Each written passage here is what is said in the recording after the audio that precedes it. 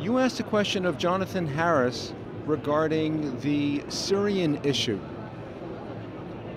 What was the nature of your question? My frustration lies in the fact that I see the West's willful blindness towards the spread of Islamic fundamentalism, in particular the alarming rise of ISIS. So my issue is, why is the world, particularly the Obama administration, obsessed with the issue of the Palestinian conflict? Why is the media obsessed with the issue of the Palestinian conflict while we are seeing Africa, the Middle East, carved with ISIS strongholds that want to eradicate all of us? Why is the world not paying attention to this issue and only focusing on the plight of the Palestinians? And what response did he give you? He agreed with me. He said it was a great question. He agreed that there is too much emphasis on the Palestinian issue. However, I haven't met anyone who has been able to answer why America and the world is ineffective when it comes to eradicating ISIS. Why can we not eradicate them? What's your hunch? My hunch is that they don't want to. And why not? I actually don't know. That's the million-dollar question. I actually don't know. Do you think it's a Democrat or Obama administration issue? Oh, I think it's particularly Obama administration issue. I think the fact that this government decided to take a back seat on American foreign policy actually attributed to the whole issue of the demise of the Middle East. I personally believe. Because America's faced with two situations. You're damned if you do, and you're damned if you don't. Right? America went into Iraq. We've played the world's policeman for years. We've been criticized for it. Now we took a back seat, and what's happened? We're seeing the collapse of the Middle East. We're seeing the collapse of parts of Africa that have been Islamicized. We're seeing chaos in Europe. We've seen a refugee crisis, which I personally think is an invasion and a Trojan horse scenario, but then no one's addressing that either. What's the connection between Palestinian nationalism and global jihadism? Oh, I see them part and parcel of the same issue. My problem is everyone talks about peace with the Palestinians. Is anyone talking about peace with ISIS? Is anyone talking about peace with Al-Qaeda? But do you equate ISIS and Al-Qaeda with the Palestinian state?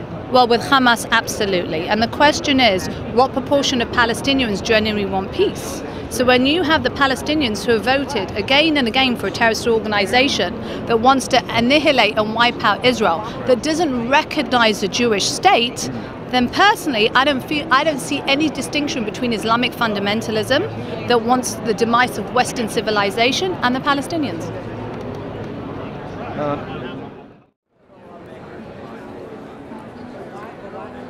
How do you define the public scrutiny against Israel as anti-Semitic? Because it's the only country that's being looked through a microscope to the power of 1,000. I don't see any other country being viewed with the same standards of Israel. So I'm going to give you an example. Egypt destroyed Palestinian houses, many of them, along the border. They actually built a moat. So they illegally crushed thousands of Palestinians' houses. I didn't even see it reported. I didn't see any uproar. I didn't see any calls for boycotting Egypt or illegal activity. Now tell me what would have happened if Israel did that. What do you imagine? Oh, it would have been on the front page of every newspaper. I think we would have seen marches across Europe. I think the President of America would have got in on it. It doesn't make sense. Why Israel is held to a completely different account than any other country in the world. Well, if you use traffic speeding as an example, just because everyone's speeding, does that mean that if a policeman can't stop one car? No, but what if a police person only stopped a specific ethnic group? What if a policeman only stopped colored people speeding? That would be an issue. So the fact that the world's media only targets Israel for everything, some justified and some unjustified. That's discrimination, in my opinion. And how about the pro-Palestinian movement? Which one? There's so many. One might think it's the only issue in the world. I'm from London. During the Gaza war, you had thousands and thousands of people protesting outside the Israeli embassy. Thousands. I don't see any organization or protest group in the world that has an issue with the slaughtering of Christians. I don't hear anything, not a peep. Or the slaughtering of Muslim on Muslim violence, or the massacres that are going on in Syria that has actually killed more people over there than the entire Israeli-Palestinian conflict. Why? Has Europe forgotten or not learned the lessons of those who use anti-Semitism as a rise towards totalitarian power? Have they forgotten? I don't think they've ever acknowledged it, to be honest. They pled guilty to the Holocaust. The Germans did. Did the French? Did the French? Have the Europeans learnt anything? If they did, they would have quashed the rising tide of anti-Semitism that has reared its ugly head in the last few years, which surprisingly, coincidentally, has been perpetuated by the Muslim communities. I don't see Europe shocked, and I don't see Europe taking any effective action to crush it. Why? Maybe it's because inherently they still have some anti-Semitic elements in their society. Do you feel that European anti-Semitism has mollified them against cracking down on jihad when it was directed towards Israel and Jewish people? Explain that to me again. No, right, 1 minute, off, we'll cut. Yeah. That they did not object to Islamic anti-Semitism and Islamic terrorism when it was directed against the Israeli embassy. They didn't realize that it was part of a larger...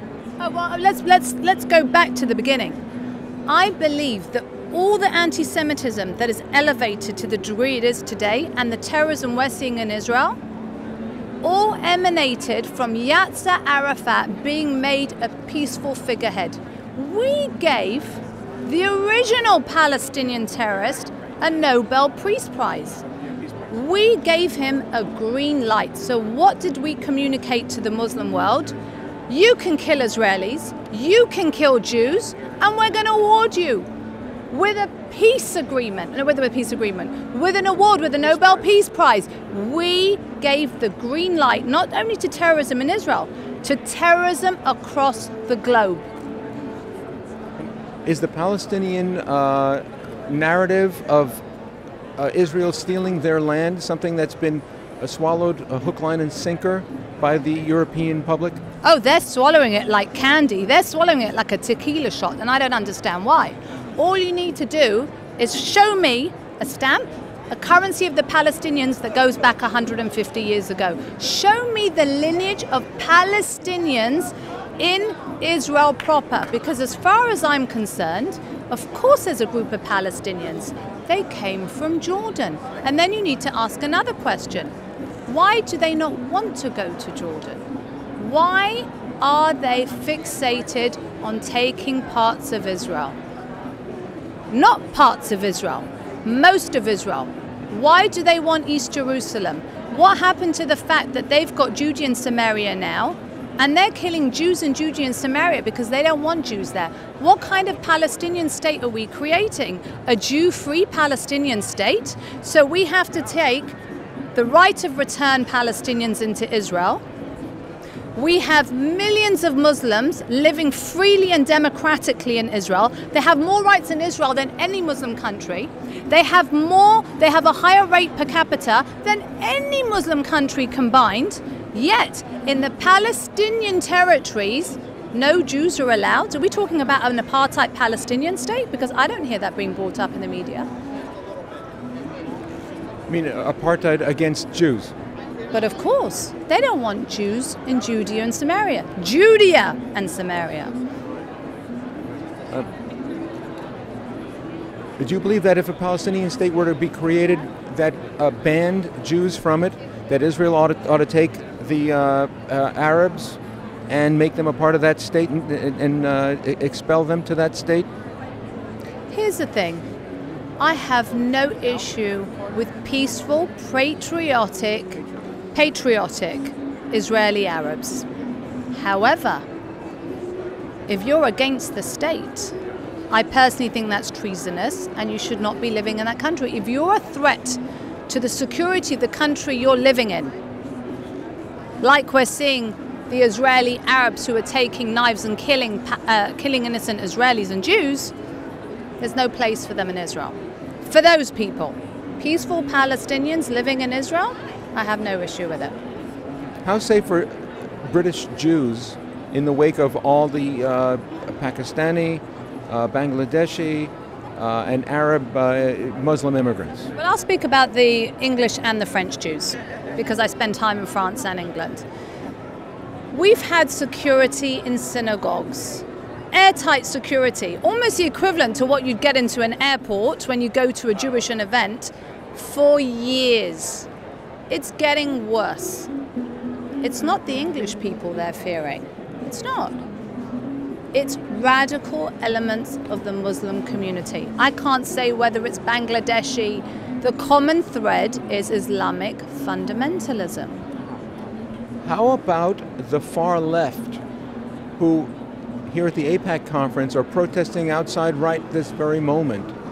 The far left as a part of the threat to Israel and by proxy the Jewish citizens. Oh, I don't even think the far left you can attribute to. My issue isn't with the far left with Israel. I don't even think the issue anymore is about Israel. I love Israel. I'm a staunch Zionist. My fear isn't about Israel. You want to know what I think? I think Israel can protect itself. Israel is the only country in the world who understands and calls the threat what it is, unlike our administration. We are fighting radical Islam. It's communism who have a devout belief in God, right? They understand how to fight it. The world's tying their hands so they can't fight it. The radical left are letting them get away with it because they're distracting us from the real issue. The real issue isn't what did we do to cause radical Islamicization of the world, right? It's like saying, what did we do to cause 9/11? That's the wrong way of thinking about it. They're thinking about it incorrectly, and it's very dangerous because you know what, in today's society, I'm not looking to blame ourselves. I'm blaming radical Islam, and I'm blaming the moderates who are mute on this issue. But perhaps they're terrorized by the vigilant, you might say, thugs within the mosques. But then don't go to the mosque. Go to a different mosque. Not all mosques are radical. We're not talking about people in Kabul or Aleppo. We're talking about European Muslims who know better. They're part of a free democratic society. Stick up for the society that is letting you live there freely. But who dominates the community in Finsbury Park, for instance? Oh, well, that was the mosque. I don't know. I can't comment. I don't know the community. I'm not a Muslim, so I can't comment. But I will tell you that the Muslims need to deal with this issue themselves. I personally don't believe America or the international community can solve Islamic fundamentalism. Islam has to look at itself, look hard and deep, and say, we either believe in a peaceful strain of Islam or we don't. And I'm not hearing that voice right now. How do you think that ought to influence immigration policy in Anglo countries? Which will? Islamic fundamentalism? Well, the notion that Islamic fundamentalism can be brought in through immigrants from anti-Semitic jihadist places. Well, it's been brought through before the recent crisis. Europe has to take a deep look at itself. Yes, we want to be humanitarian. Germany has the guilt. But what are we talking about? Are we talking about genuine refugees who come in with selfie sticks taking pictures of themselves, who are not emaciated, who are clothed, who are leaving their country willingly, who are abandoning their family and not fighting for the country that they've just left to invade Europe?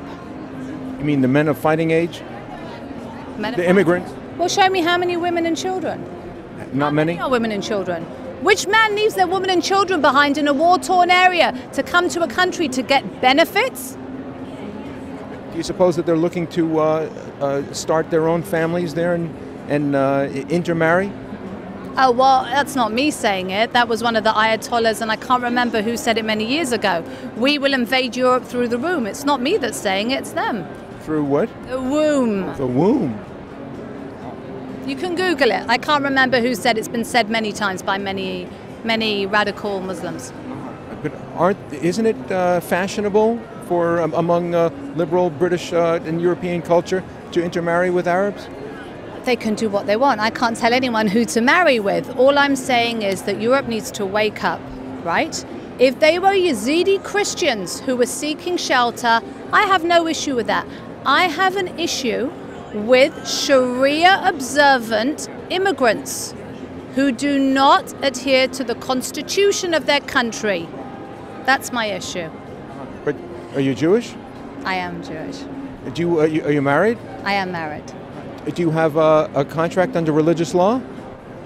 Yes, but what do you mean? A ketubah? The Constitution's my law. My ketubah doesn't tell me that I can't support America and I'm not a patriot. Right, but according to that ketubah, even if you wanted to get a divorce, if your husband wouldn't allow you, that's one aspect of Judaism. I have no problem with Muslims getting divorced under their Islamic courts, but we're talking about female battery, domestic violence. It's a different issue. There are many issues. Sharia law is all-encompassing. My Jewish contract is not all-encompassing on my life. How well did the British Board of Deputies handle the anti-Semitism in the media and the Jewish community's response to it? Well, I have to say, I actually used to work in the same building as the British Board of Deputies 15 years ago. As an ex-British Jew, let me tell you, they don't represent me. They don't represent a lot of the Jews I know, including my family that still live in London. They've been hijacked by this politically correct, airy-fairy liberal nonsense. And personally, I don't believe they represent the Jews that I know in England. I'm appalled by their behaviour. How about BICOM? In terms of, I used to work for them. Yeah, okay. I used to work for them. It was my first job out of university, actually. Right. I'm not that familiar with them now, but the BICOM, I remember they did a great job. Listen, it's no easy task trying to influence an anti-Israeli, pro-Palestinian media in England. Right. They're blindfolded, so they've got a tough job, but I actually think they do a good job. You think now? I don't know now. How effective have they been in stopping, now 10 years hence? How effective has anyone been? How effective has anyone been? What can we do to the media to show them their wrongs? I think they're blinded towards one side. Honestly, you can pump in millions to a fair PR campaign to show that Israel is not a terrorist state, not a pariah state. We are not an apartheid state. They don't want to hear it. But would a campaign like that be able to overcome the slant that the media reportage showing on-site stories create? They can only try, but the hardcore left-wing journalists are never going to see the truth. Is anybody holding those journalists out to account? I have no idea, but if they are, they're not doing an effective job.